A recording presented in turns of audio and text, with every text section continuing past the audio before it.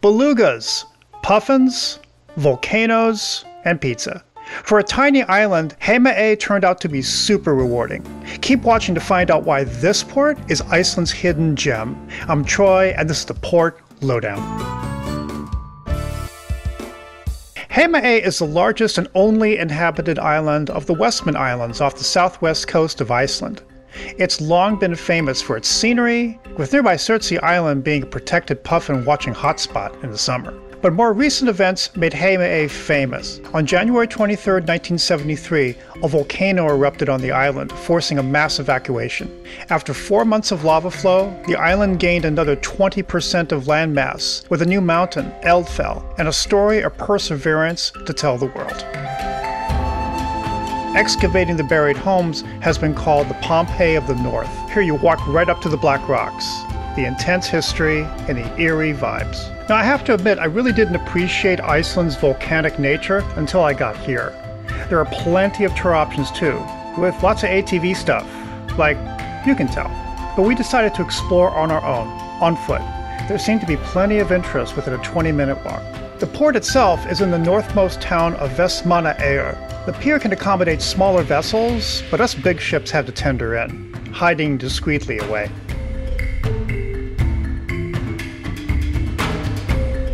The sail into port is impressive, especially the huge rock we sailed past.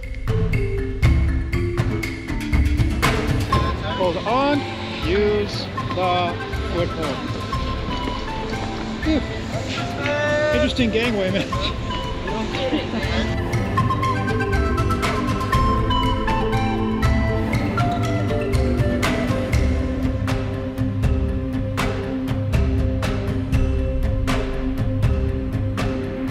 When you're bundled up enough, it somehow feels nicer than Reykjavik, which is just the wind is ripping at you all the time. This is a little easier, so. There's no terminal to speak of, but the harbor area is compact and easily walkable. Keep walking and you'll find heated and slick public toilets. That's right, heated toilets. And lots of tour offices, some serving as tourist info points and a ferry office, with more bathrooms. There's also a hop-on hop-off bus that takes you to farther reaches of the island, such as a Puffin sanctuary south. All that action seems concentrated here, and ATVs. Again, and more Hop app scooter rentals, of course. Plus, this pretty awesome kids play area and surrounding restaurants. We tried pizza for lunch here, a family-run business with some seriously delicious and filling pizza. Margarita, and the G's special with mayonnaise. Hey, we'll walk it off. The main shopping drag is just a block away. This and the surrounding area have all the basics. A discount supermarket,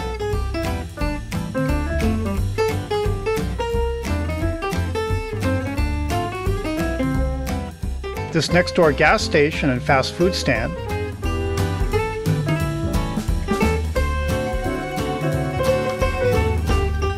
this large pharmacy,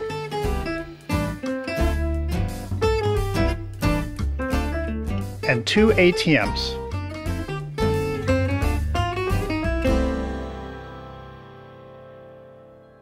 Now, within a few minutes walk of the dock is Sea Life Trust Visitor Center. This marine conservation organization supports 16 ocean projects around the world. They also run this center, the world's only beluga whale sanctuary. It's also a puffin bird rescue center, where wayward puffins will be found by school kids and brought here for rehabilitation. This place is popular and lines get long, so book ahead online. It was really a self-walking tour through their small museum detailing the area's ocean life. But this is, first and foremost, a working rescue and research center, so we had opportunities to see puffins up close and almost personal. Us and the rest of the paparazzi. And then the highlight, the display tanks that hold the belugas. Now the belugas have a holding site just outside of port, so it's a luck of the draw if you actually see them. So we got lucky.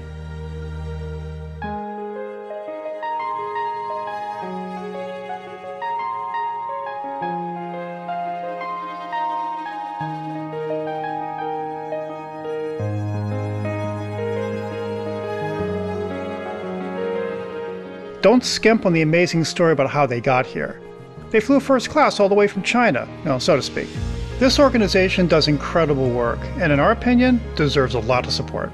By the way, if you find this video helpful and enjoyable, hit us up with a like and please share with your friends. Consider subscribing as well. We have more port reports, ship tours, and tips to come. Now there's plenty to explore on foot away from the main town. From the dock, walk up this street to the left and uphill for about 5 minutes to this part.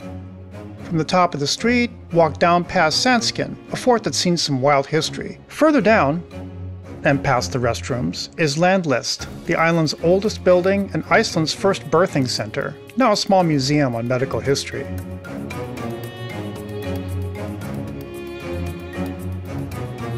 Next to this is this lovely stave church, a replica gifted to the town in 2000.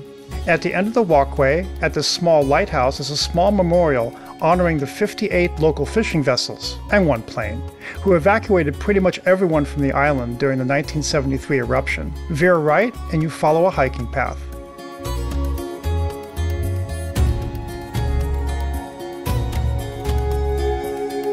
For hiking, there's plenty of trails to explore right at the base of town, with dark, volcanic rock everywhere. If you walk back the way you came, you can enter this trailhead across the street.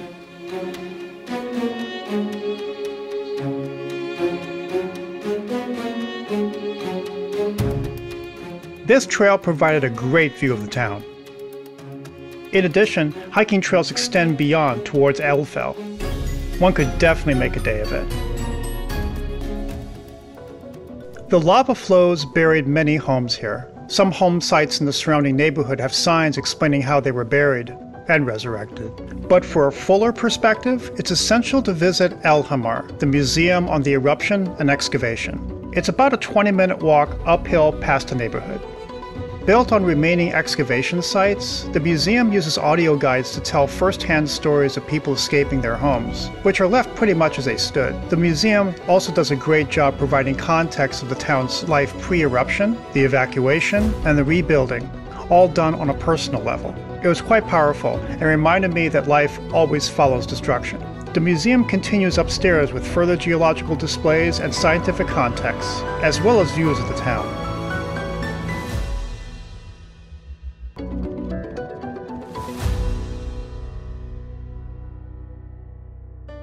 From a cruiser's perspective, there's substantial history and geological interest right at the doorstep here. Unlike other ports where it's a small town and you need to drive, or a city and you need to drive, here you just start walking. This made Heimaey one of our favorite stops in Iceland. If we came back, we'd explore beyond the town to the south and probably do more hiking. Any thoughts on this port? Leave us a comment.